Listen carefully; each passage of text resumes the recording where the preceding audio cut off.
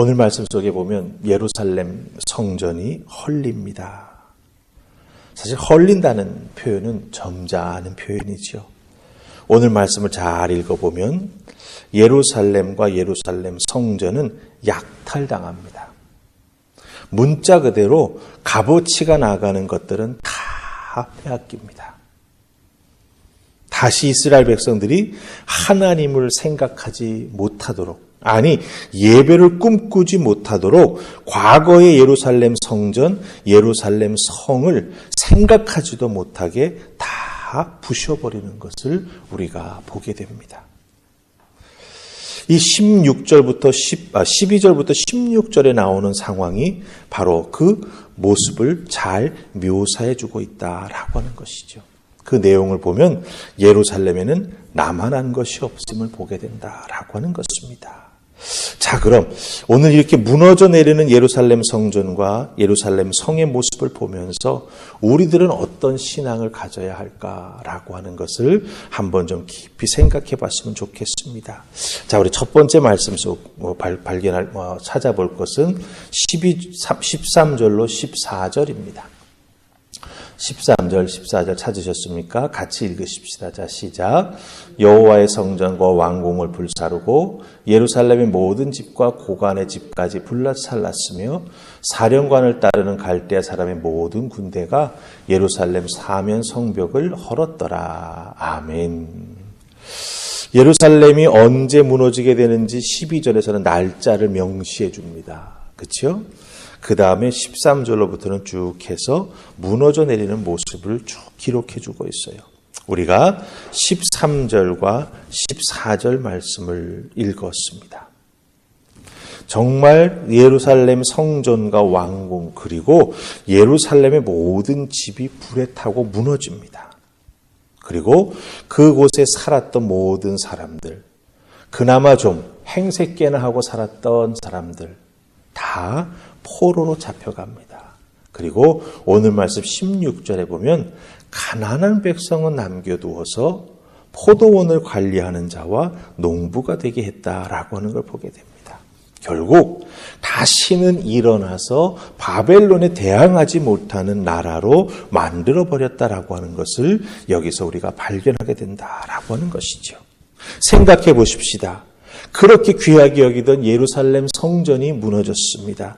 나름 자기들을 보호해줄 수 있다고 여겼던 예루살렘 성벽이 다 무너져 내렸습니다. 그것도 이방 군대가 일부러 성전과 성벽을 완전히 헐어버리는 것을 오늘 말씀 속에서 우리가 발견하게 된다라고 하는 것이죠.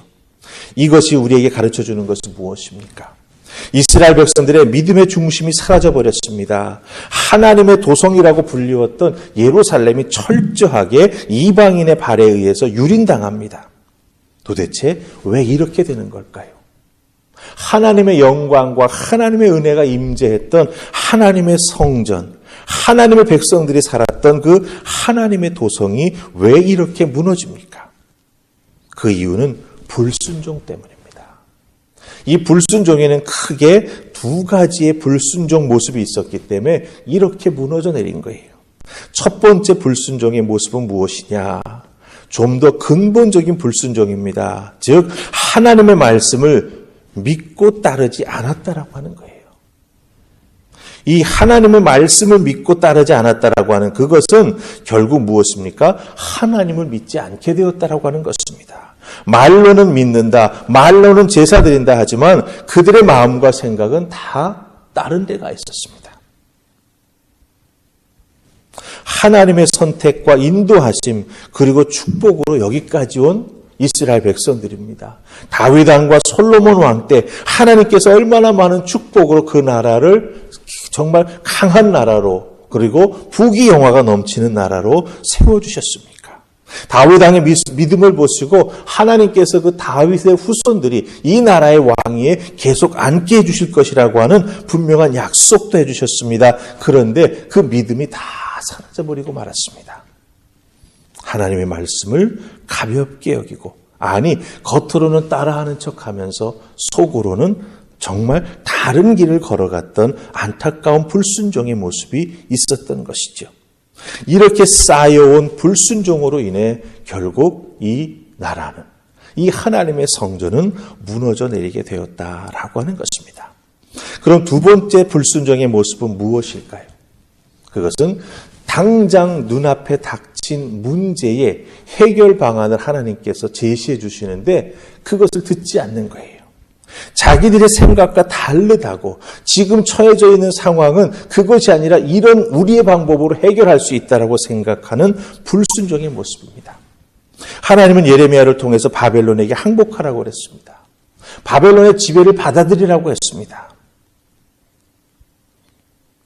하지만 그들은 그렇게 하지 않았다라고 하는 거죠.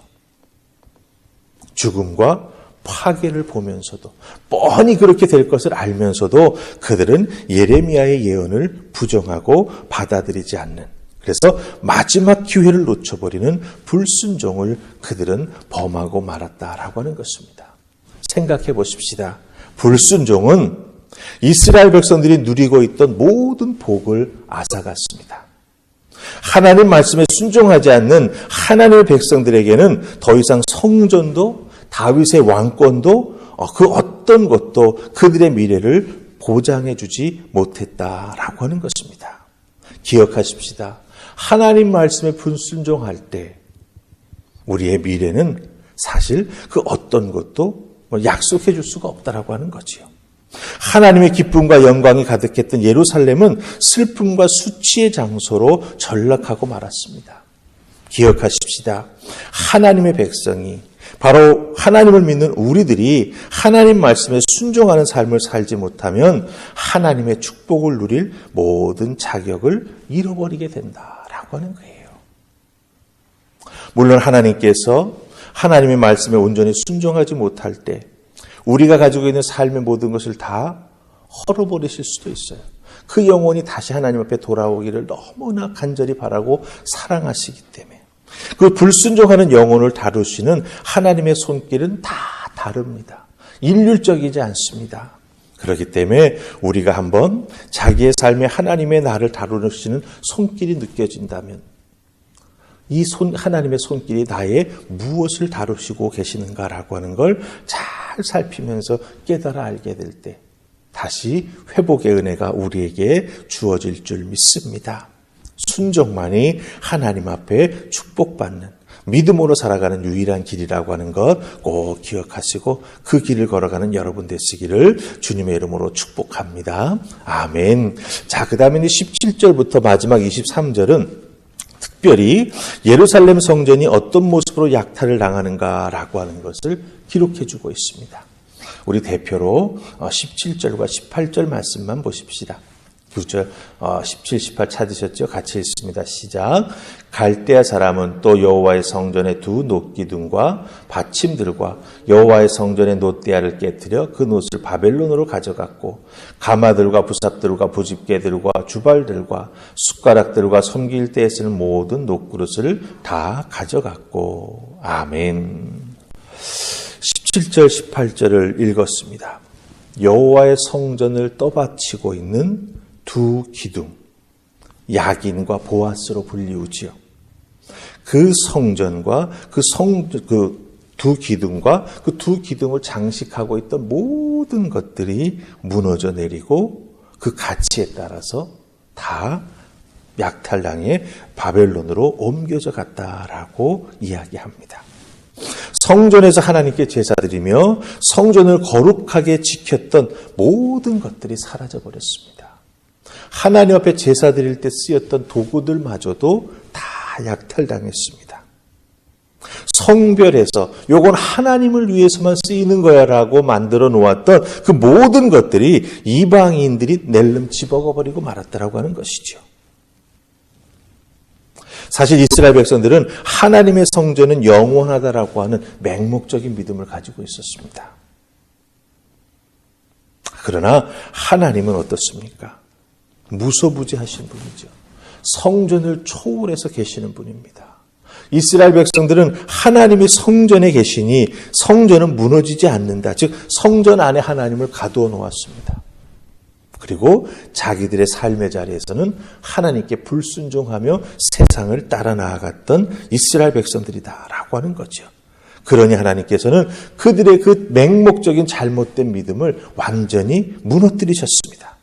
하나님이 있는 성전이라고 생각해서 그 성전은 절대로 무너지지 않는다라고 생각했는데 그 성전이 무너져 버리고 말았습니다. 하나님 계실 수 있는 집이 없어져 버리고 말았습니다. 이방인의 손에 넘어갔습니다. 오로지 금, 은, 놋, 즉 성전을 장식하고 있던 그 귀금속의 가치에 따라서 철저하게 약탈당했습니다. 하나님을 예배하는 데 쓰였던 귀한 것이기에 가져간 것이 아닙니다. 금이니까 얼마짜리네? 은이니까 이건 얼마짜리네? 놋이니까 무기를 만들 수 있겠네? 철저하게 세상의 가치에 따라서 하나님께 예배드렸던 그 귀한 성물들이 다 약탈당하고 성전은 무너져 버렸다라고 하는 거예요. 여기서 우리가 우리들의 신앙, 특별히 교회의 모습에 대해서 우리가 깊이 생각해 보아야 합니다. 교회가 우리의 믿음의 맛을 잊어버리면 세상은 이렇게 철저하게 세상의 기준과 가치로 교회와 우리의 믿음을 평가한다라고 하는 것입니다. 그렇게 되면 교회는 결국 손가락질 당하게 되고요. 결국 본질을 잘못하면 잊어버리는 건물만 남는 교회가 될 수 있다라고 하는 것입니다. 하나님 말씀 무시하지 마십시다. 하나님 말씀의 엄중함을 우리가 다시 한번 깊이 깨달아 하십시다. 물론 구약 시대처럼 하나님 말씀 지키지 아니하시면 하나님이 당장 우리를 벌하시지는 않습니다. 그러나 분명한 것은 지키지 않는 자들에게 주어지는 마이너스가 있다라고 하는 거예요. 그 부분이 회복되는 것이 사실은 쉽지 않다라고 하는 것. 왜냐하면 예루살렘 성전이 어떻게 회복됩니까? 예루살렘 성벽이 어떻게 다시 재건됩니까? 우리가 성경을 통해서 알지 않습니까? 한 번 세상의 가치에 의해서 무너져 내린 교회, 우리들의 평가절하당한 믿음은 정말 다시 회복시켜 나아가기가 어렵다라고 하는 것 기억하시고 하나님 말씀 무시하지 마시고 하나님 말씀의 그 귀한 가치를 깨달아 하시고 늘 마음에 묻고 순종해 나아가는 여러분들 되시기를 주님의 이름으로 축복합니다. 아멘. 우리 기도하십시다. 좋으신 하나님 은혜 감사합니다. 주신 하나님의 은혜, 그 귀한 말씀, 특별히 예레미야의 이 마지막 부분을 통해 오늘 우리들의 신앙과 우리들의 교회에 대해서 메시지를 주시는 줄 믿습니다. 하나님, 주신 말씀 깊이 생각할 수 있도록 주여 도우시고 믿는다 하지만 그 믿는다라고 하는 말 속에 진정한 믿음이 있는지 돌아보게 하여 주시옵소서. 믿음은 삶입니다. 삶 속에서 하나님의 은혜가 나타나야 하고 하나님의 권능이 나타나야 하고 믿는 자의 순종이 나타나야 합니다. 주여 도우셔서 우리 하늘봉합병교회 속해 있는 모든 믿음의 식구들 이런 아름다운 믿음의 삶 살아갈 수 있도록 복의 복을 더하여 주시옵소서. 오늘 주신 말씀 붙잡고 오늘도 어제보다 나은 믿음의 삶, 순종의 삶, 하나님을 영화롭게 하는 귀한 하나님의 자녀됨을 지켜나가는 우리가 되게 해주실 줄 믿사옵고 예수님 이름으로 기도하옵나이다. 아멘.